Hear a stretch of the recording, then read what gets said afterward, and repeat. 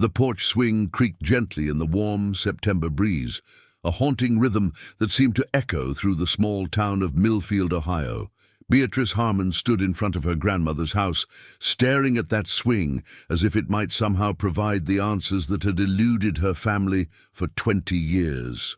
The white paint on the wooden slats had faded and peeled, much like the memories of the last person who sat there, her grandmother, Evelyn Mercer. "It still feels like yesterday," Beatrice whispered to herself, climbing the worn steps of the porch. September 17th, 1998. That was the day 72-year-old Evelyn Mercer vanished without a trace. The evening had been ordinary by all accounts, a Thursday like any other in their quiet neighborhood. Evelyn had called her daughter Martha, Beatrice's mother, at 7:43 p.m. They'd discussed Martha's upcoming birthday, recipes for apple pie, and Evelyn's plans to attend church on Sunday. The call ended with their usual exchange, "Love you to the moon," and back again. By 9:30 p.m., Evelyn had disappeared. Her reading glasses rested on the side table next to her half-finished cup of chamomile tea. The porch light remained on, and her favorite cardigan hung on the back of the swing. But Evelyn was gone. Beatrice ran her fingers across the peeling white paint of the porch railing. After her grandmother's disappearance, the police had combed through every inch of the house and surrounding area. They'd interviewed neighbors, friends, church members, anyone who might have seen something, but no one had. Evelyn had simply vanished, as if plucked from her own front porch by some invisible force. Now, 20 years later, Beatrice had returned. Her mother had passed away 6 months ago, never knowing what happened to her own mother. The house had remained in the family, rented out over the years to a succession of tenants, none staying longer than a year or two. People in town whispered that the house felt heavy with unspoken sorrow. When the last tenants moved out unexpectedly, leaving behind a cryptic note about strange noises beneath the floorboards, Beatrice decided it was time to face the past. At 32, she was now older than her mother had been when Evelyn disappeared. "I don't know what I'm expecting to find," Beatrice had told her husband before driving the 3 hours from Cincinnati to Millfield. "But I need to try." The key felt cold in her hand as she unlocked the front door. The house smelled of dust and neglect, despite the property management company's assurances that it had been professionally cleaned after the last tenants. Beatrice stepped inside, feeling the weight of 2 decades of unanswered questions pressing down on her shoulders. Family photos still adorned the walls. Her grandfather, who had passed when Beatrice was just 4, her mother as a teenager, even Beatrice herself as a gap-toothed 7-year-old. And of course, Evelyn, smiling warmly in each image, her eyes crinkling at the corners, her silver hair always perfectly styled. "What happened to you, Grandma?" Beatrice whispered to the empty house. She spent that first day cleaning, opening windows to let in fresh air, wiping down surfaces that had collected dust. By evening, she'd made the place feel somewhat livable again, though she couldn't shake the feeling that the house was watching her, waiting for something. Exhausted, Beatrice made herself a cup of tea, chamomile just like her grandmother used to drink, and carried it out to the porch swing. The streetlights flickered on as dusk settled over Millfield. From her perch on the swing, she could see Mrs. Abernathy's house across the street, now occupied by a young family with 2 small children. The neighborhood had changed, yet somehow remained the same. As she sipped her tea, Beatrice noticed something odd about the porch floor beneath her feet. One of the boards seemed slightly raised at the edge, catching the fading light differently than those around it. She leaned down to examine it closer, running her fingers along the seam where it met the adjacent board. "That's strange," she murmured. Setting her tea aside, Beatrice pressed down on one end of the board. The opposite end lifted slightly, revealing a small gap. Her heart quickened as she worked her fingers into the space and pulled. The board came loose with surprising ease, as if it had been designed to be removed. Beneath the board was a small hollow space, just large enough to hold a metal box, about the size of a paperback book. It was rusted around the edges, the once bright blue paint faded to a dull gray. With trembling hands, Beatrice lifted it from its hiding place. There was no lock, just a simple latch that had corroded with time and exposure to the elements that must have seeped through the floorboards. Beatrice hesitated, her mind racing. Could this explain what happened to her grandmother? Or was it something else entirely, perhaps a hiding place for spare keys or important documents? Taking a deep breath, she unlatched the box and opened it. Inside lay a carefully folded piece of paper and what appeared to be an old photograph, its edges worn and yellowed. Beatrice unfolded the paper first. The handwriting was unmistakable, the elegant, looping script that had signed countless birthday cards and notes in the margins of recipe cards. It was her grandmother's handwriting. "If you're reading this," the note began, "then I've made a decision I never thought I'd have to make." Beatrice's hands shook as the last light of day faded, and the first piece of a 20-year-old puzzle finally came to light. Beatrice carried the metal box inside, her heart pounding against her ribs. She placed it on her grandmother's old kitchen table, the same one where she'd eaten countless cookies and listened to stories as a child. The overhead light cast a harsh glow on the aged paper as she carefully spread it open. "If you're reading this," the note continued, "then I've made a decision I never thought I'd have to make. The photograph will explain more than I ever could. I'm sorry for the pain my disappearance will cause, but please understand, I did what I had to do to protect our family. Look for the loose board in the attic, beneath the window that faces east. What you find there will explain everything. With all my love, to the moon and back. Evelyn." Beatrice's hands trembled as she turned her attention to the photograph. It showed a much younger Evelyn, perhaps in her 30s, standing beside a man Beatrice didn't recognize.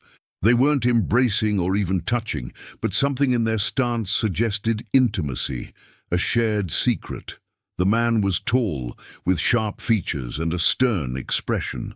On the back, written in her grandmother's handwriting, was a single word: Camden. "Camden," Beatrice whispered to the empty kitchen. The name meant nothing to her. She checked her watch, nearly midnight. The attic would have to wait until morning. Sleep came fitfully that night, her dreams filled with fragmented images of her grandmother sitting on the porch swing, her face turned away, always just out of reach. Dawn broke with a gentle rain pattering against the windows. Beatrice rose early, made a quick cup of coffee, and found the pull-down ladder to the attic. The space was stuffy and dimly lit, dust particles dancing in the beam of her flashlight. She made her way carefully to the east-facing window, where morning light filtered through decades of grime. The floorboards here were rough and unfinished, unlike the polished wood of the main house. Beatrice knelt down, running her fingers along each board, feeling for any sign of movement. Near the window, one board shifted slightly under her touch. Her pulse quickened as she worked her fingers under the edge and lifted. Another hiding place, another secret. This space was larger and contained a weathered leather journal and a small stack of yellowed newspaper clippings. Beatrice lifted them out reverently, as if handling precious artifacts from an archaeological dig. In many ways, that's exactly what this was, excavating her family's buried history. The newspaper clippings came from the Millfield Gazette, dated 1964. The headlines jumped out at her. "Local bank manager accused of embezzlement. Francis Camden denies all charges. Bank scandal rocks small town. Camden cleared of charges, whistleblower questioned." The name Camden connected to the photo. Beatrice spread the clippings on the dusty attic floor, piecing together a story from decades past. Francis Camden had been the manager of Millfield Savings and Loan in the early 1960s. He'd been accused of embezzling nearly $50,000, a fortune at that time, but was ultimately cleared when evidence against him mysteriously disappeared, and the main witness, a bank teller, recanted her testimony. Beatrice turned to the journal, her grandmother's flowing script filling page after page. It began in 1963, when Evelyn was working as a bookkeeper at the bank. The early entries were mundane. daily routines, notes about church events, and occasional mentions of Beatrice's grandfather, Robert. Then, in April 1964, the tone changed dramatically. I found discrepancies today in the commercial accounts, small amounts missing, redirected. Could be clerical errors, but they all benefit the same person. I don't know what to do. If I'm right about this, it could ruin lives. The next several entries documented Evelyn's growing certainty that Frances Camden was systematically stealing from the bank. She'd kept meticulous records, noting dates, amounts, and account numbers. According to her journal, she eventually took her concerns to the police in June 1964. "They didn't believe me at first," she wrote, "a woman making accusations against the most respected man in town. But Detective Marshall agreed to look into it when I showed him my evidence. Camden was arrested the next day. I feel sick about it, but the truth matters." But the truth, it seemed, hadn't mattered after all. Just weeks later, Evelyn wrote about receiving late-night phone calls with no one on the other end. Her car tires were slashed. A brick was thrown through her kitchen window. "Robert says we should drop it, that it's not worth the risk to our family. But if Camden can do this and get away with it, what else is he capable of?" The journal entries became increasingly distressed. Camden was released when the evidence against him disappeared from the police station. The bank teller who had corroborated Evelyn's story suddenly changed her testimony, claiming she'd been confused about the accounts. "Detective Marshall came by today," read an entry from August 1964. "He says he believes me, but without evidence, there's nothing he can do. He also warned me to be careful. Camden has powerful friends, and they're not above making problems disappear. I'm scared, but I can't back down. The truth has to matter." The final entry from that period, dated September 3, 1964, sent chills down Beatrice's spine. "Camden approached me outside the grocery store today. He smiled, asked about Martha, mentioned her school by name, said children are so vulnerable, so trusting. I've never known true fear until today. I'm burning my records tonight. The bank can have its money. My daughter's safety is worth more than justice." Beatrice sat back, stunned.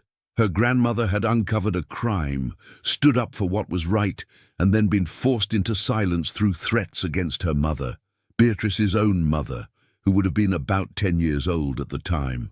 But what did any of this have to do with Evelyn's disappearance more than 30 years later, in 1998?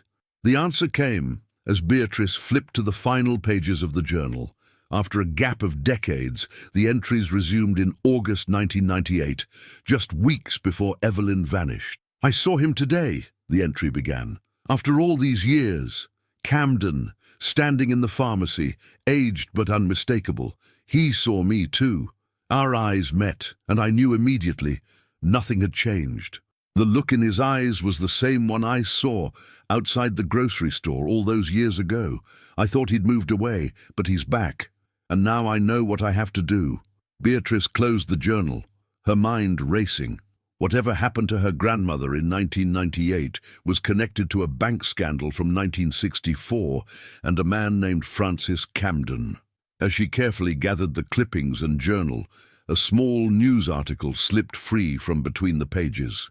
It was dated September 10, 1998, 1 week before Evelyn disappeared. The headline read, "Former bank manager returns to Millfield after decades away." The piece mentioned that Frances Camden, now 75, had returned to settle affairs after inheriting his late brother's property on Oak Street, just 3 blocks from Evelyn's house. Beatrice checked her phone for the time, just past noon. If Camden had been in his 70s in 1998, he would be in his 90s now, if still alive. Either way, she needed to find out what happened after his return to Millfield. Her grandmother's disappearance was no longer a mystery without clues. Now there was a name, a motive, and a timeline.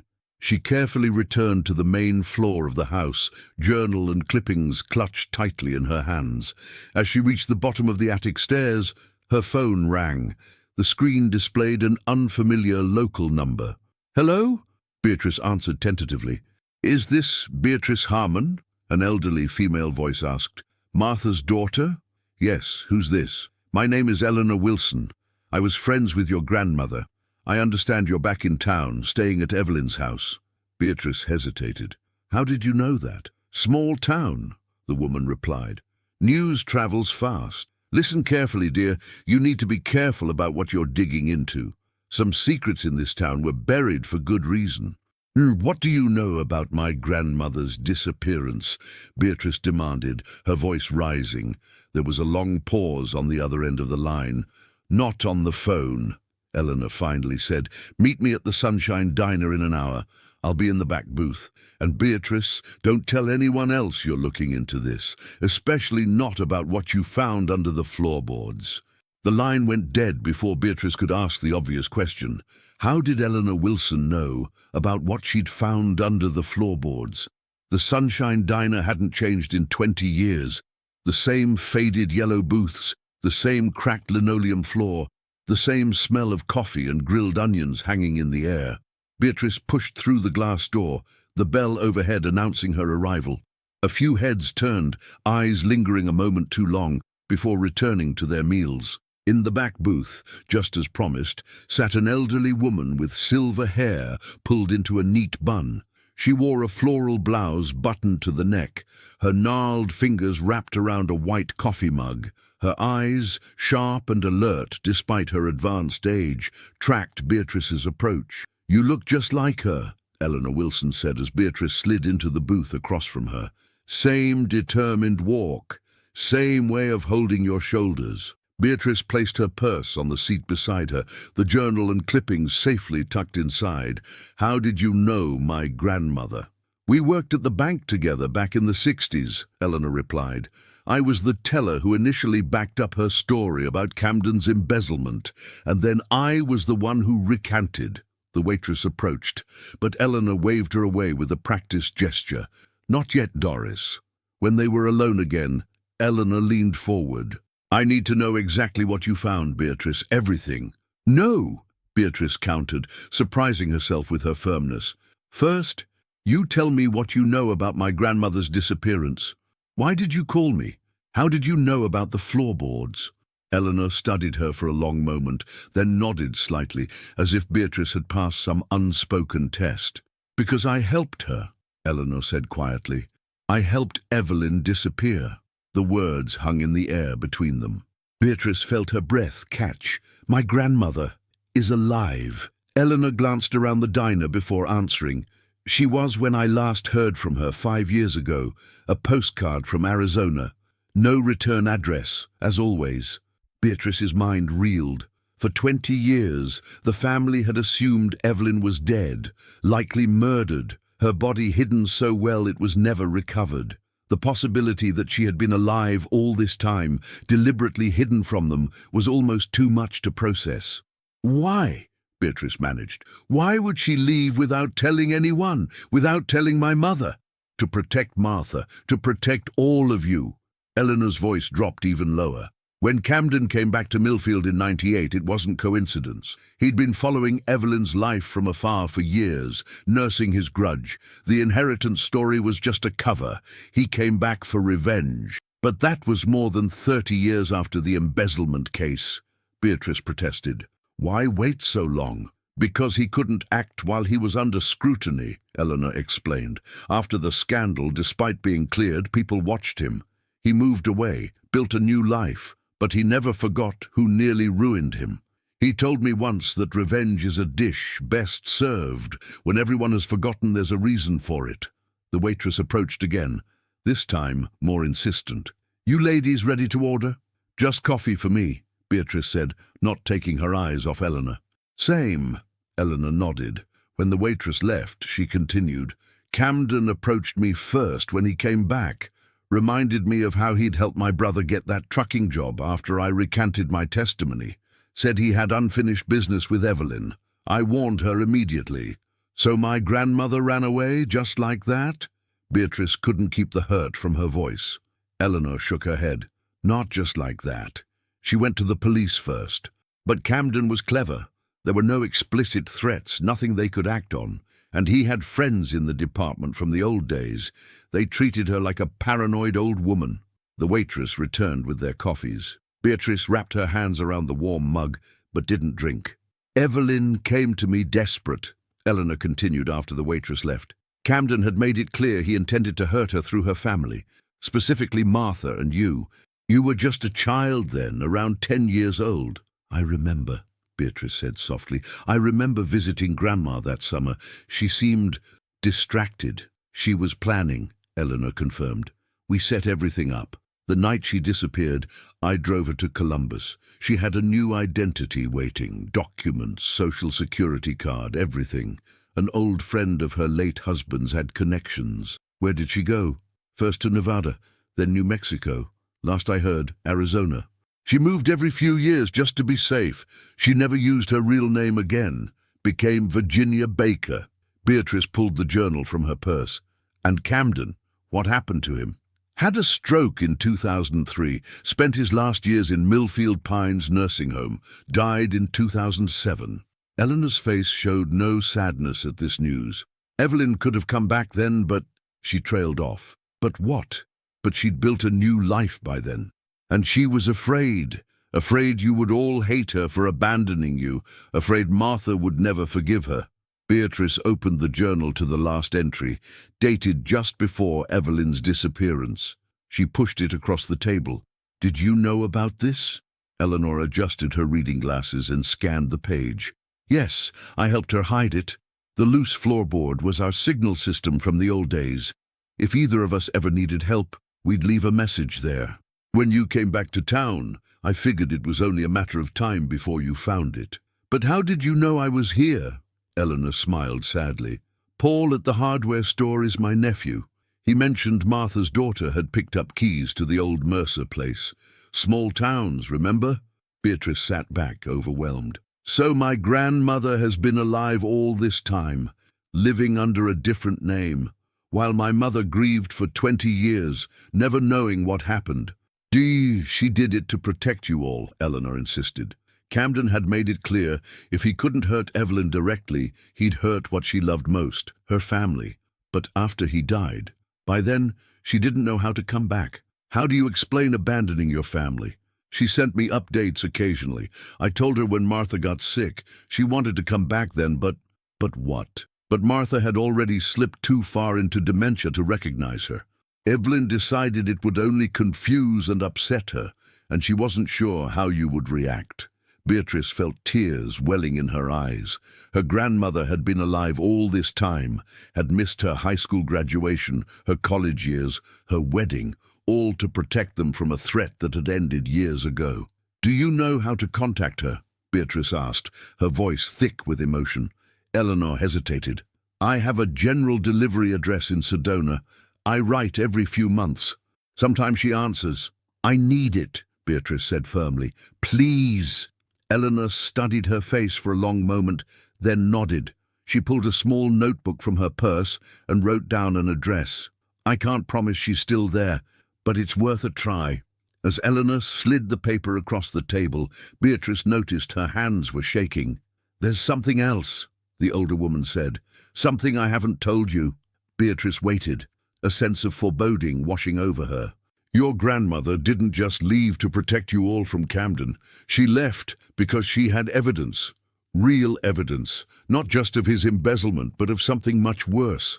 Something she discovered just before she disappeared." "What evidence?" "Financial records showing Camden had been laundering money for years, even after leaving the bank. Money tied to some very dangerous people. She took those records with her when she left. It was her insurance policy. And Camden knew she had them." Eleanor nodded. "That's why he came back, not just for revenge, but to recover those documents. Your grandmother was never just hiding from Camden. She was hiding from the people he worked for." Beatrice felt a chill run through her. "Are these people still a threat?" "Camden is long dead. His associates too, most likely. It's been over 20 years. Eleanor reached across the table and squeezed Beatrice's hand. "It's time for Evelyn to come home, if she wants to." Beatrice stared down at the address. Sedona, Arizona. How strange to think her grandmother might have been there all this time, living a completely different life as Virginia Baker. "Thank you," she said. carefully folding the paper and tucking it into her wallet. "What will you do now?" Eleanor asked. "Write to her," Beatrice said without hesitation. "Tell her everything. About Mom. About my life. Let her know it's safe to come back if she wants to. And if she doesn't," Beatrice hadn't considered that possibility, "then I'll go to her." As they paid their bill and prepared to leave, Eleanor hesitated. "There's one more thing you should know. That box under the floorboard, there was something else hidden with it originally. Something Evelyn removed before she left." "What was it?" "A key to a safety deposit box at First National in Columbus. Box 1173. She transferred the contents before she disappeared, but the box itself is still there, paid up for 50 years. She left something in it for Martha, and for you, in case anything ever happened to her." "Do you know what's in it?" Eleanor shook her head. "She never told me, but she said if Martha or you ever discovered the truth, that box would help explain everything." 3 weeks later, Beatrice stood in the lobby of a small post office in Sedona, Arizona. The air was dry, the landscape around the town dramatically different from the green hills of Ohio. Red rocks rising against a crystal blue sky, juniper trees dotting the landscape. She'd written to her grandmother immediately after meeting with Eleanor, pouring her heart onto the pages. She'd explained about her mother's passing, about finding the hidden box, about meeting Eleanor. She'd included her phone number, email, everything. There had been no response. After 2 weeks of silence, Beatrice had made a decision. She'd accessed the safety deposit box in Columbus, finding inside a letter from her grandmother explaining everything in detail, along with enough evidence to have vindicated her completely. There was also a small silver locket containing photos of Martha and young Beatrice, worn smooth around the edges, as if handled frequently. Now, armed with the general delivery address, Beatrice had flown to Arizona. She had no plan beyond showing up and hoping. "I'm looking for someone who might collect mail at this address," she told the clerk, sliding the paper across the counter. "Virginia Baker?" The clerk, an older man with leathery skin and kind eyes, studied the paper. "Virginia. Sure, she usually comes in on Tuesdays, like clockwork." Beatrice's heart leapt. Today was Tuesday. "What time does she usually come in?" The clerk checked his watch. "Usually around 11, so any minute now."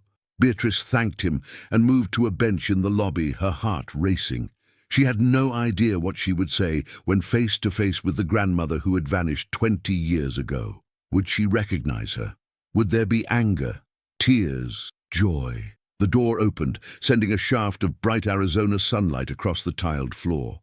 A woman entered, slender, white-haired, wearing a turquoise blouse and walking with a slight stoop, but otherwise spry for someone in her 90s. She moved directly to the counter with the confidence of long routine. "Morning, Joe," she said to the clerk. "Anything for Baker today?"